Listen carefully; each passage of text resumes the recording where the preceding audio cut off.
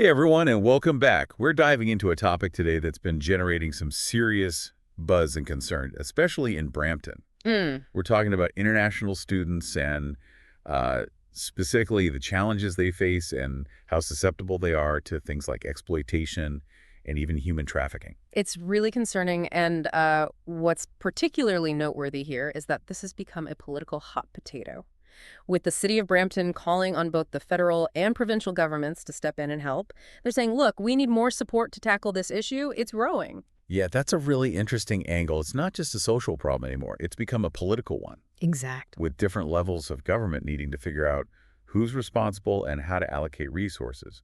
And some of the stats coming out of Brampton are seriously alarming. Definitely. Like, did you know that Statistics Canada found that over 63% of international students in Brampton are stuck living in unsuitable housing? Wow. That's more than double the rate we see in Toronto. Yeah. So I'm curious, what's driving this housing crisis specifically for international students in Brampton? Well, it's a bit of a perfect storm, if you will. We have this overarching housing affordability crisis in many Canadian cities, but it seems to be hitting Brampton particularly hard. Then you add in the fact that Brampton has a really high concentration of international students, Yeah, and there might not be enough housing specifically designed for students to meet that demand. So you have students ending up in overcrowded situations, sometimes unsafe living conditions. makes sense. And I can only imagine that precarious housing situation just makes these students even more vulnerable to being taken advantage of. Absolutely. When you combine that financial strain with limited work opportunities, maybe some cultural and language barriers, and a lack of awareness of their rights, it creates a breeding ground for exploitation. Yeah, it's like a recipe for disaster. Yeah. But it seems like Brampton is at least trying to do something about it. I read that Mayor Patrick Brown has been very vocal about this, even calling it a cancer on the city. He has. And they're pushing for funding for a 3-year pilot program to create a kind of support hub just for international students. This hub would help with housing, employment, even legal issues, mental health support, and identifying potential victims of Yeah, trafficking. it's a very holistic approach. Yeah. What are your thoughts on how feasible something like that is? Have you seen similar initiatives work in other places? A central hub like that could be really beneficial, especially if it's really tailored to the specific needs and cultural sensitivities of these Yeah. students. There's often a lot of stigma around asking for help, so having a safe space where people feel understood is key. Yeah, that's true. As for similar programs, there have been successful models in other countries that focus on providing that kind of wraparound support for international students. But it's really important to carefully evaluate how Brampton's unique context might influence the program's success. It sounds like they're trying to be proactive instead of just reacting after the fact. But it also raises the question, why haven't these support systems been put in place sooner? That's a great question, and it really underscores that this issue has probably been bubbling beneath the surface for a while now. Yeah. It also makes you think about oversight. Are we doing enough to vet landlords and ensure the safety of these students, many of whom are coming to Canada for the very first time? It's a huge responsibility. Yeah. And that leads us to what's probably the most disturbing part of this whole situation, the exploitation and trafficking. There was a recent case where officials found 18 women, potential trafficking victims, all living in one house in Brampton. It's horrifying. And that's just one instance. We're also seeing these friends with benefits rental ads that are just appalling. Landlords basically offering cheaper rent in exchange for sexual favors.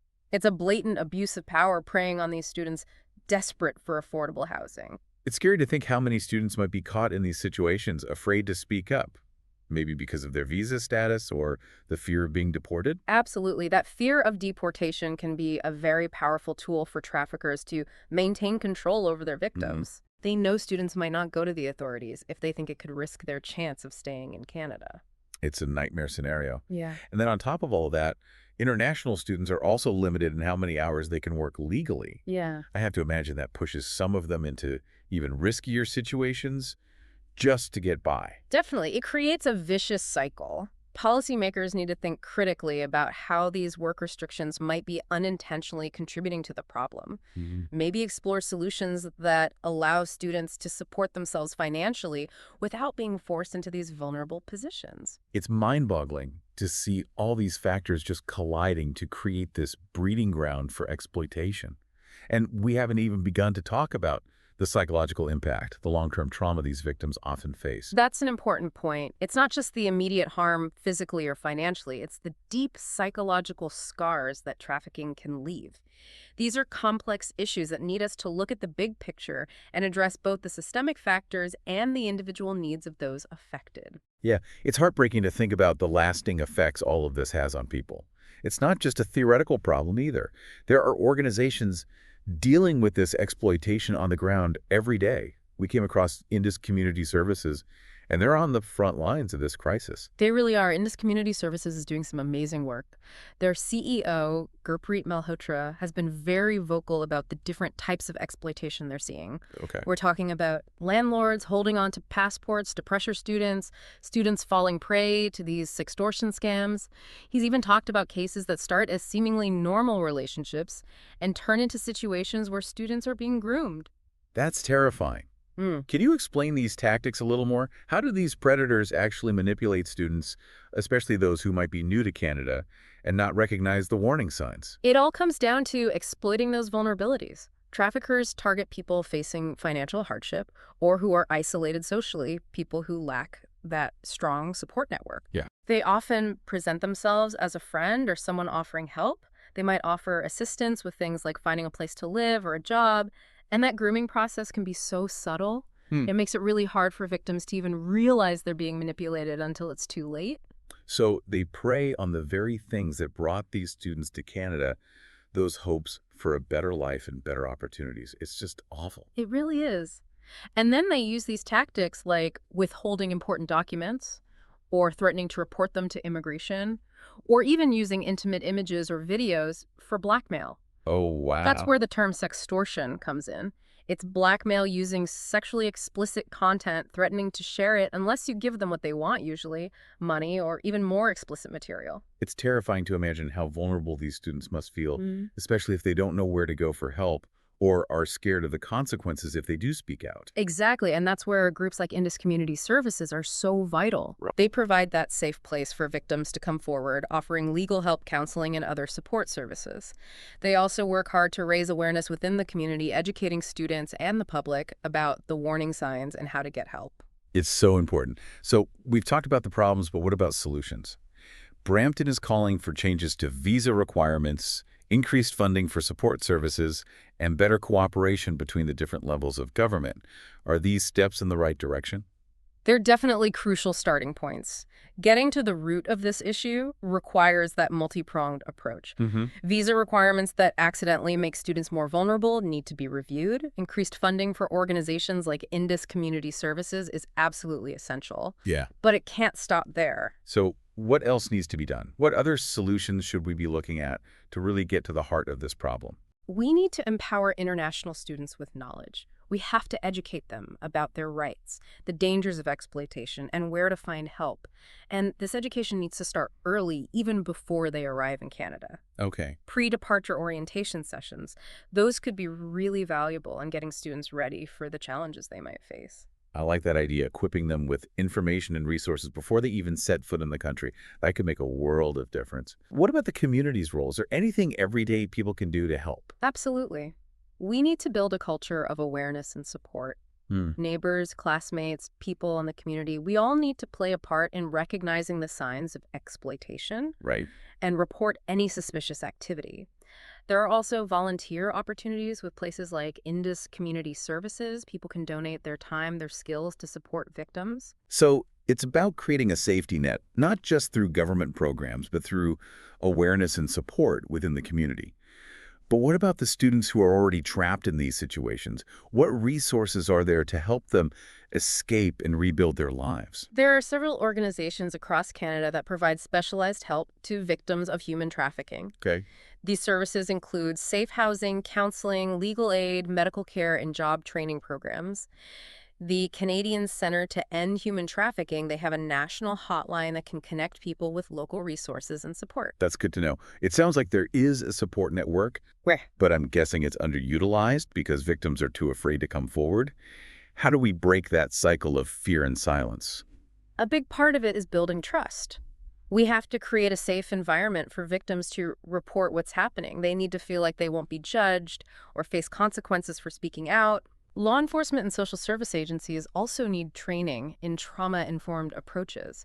They need to understand that victims might be hesitant to share information or cooperate because they're scared or have been manipulated. So it's not just about having the resources, but making sure those resources are easy to access and are offered in a way that's sensitive to what these survivors have been through. That's exactly right.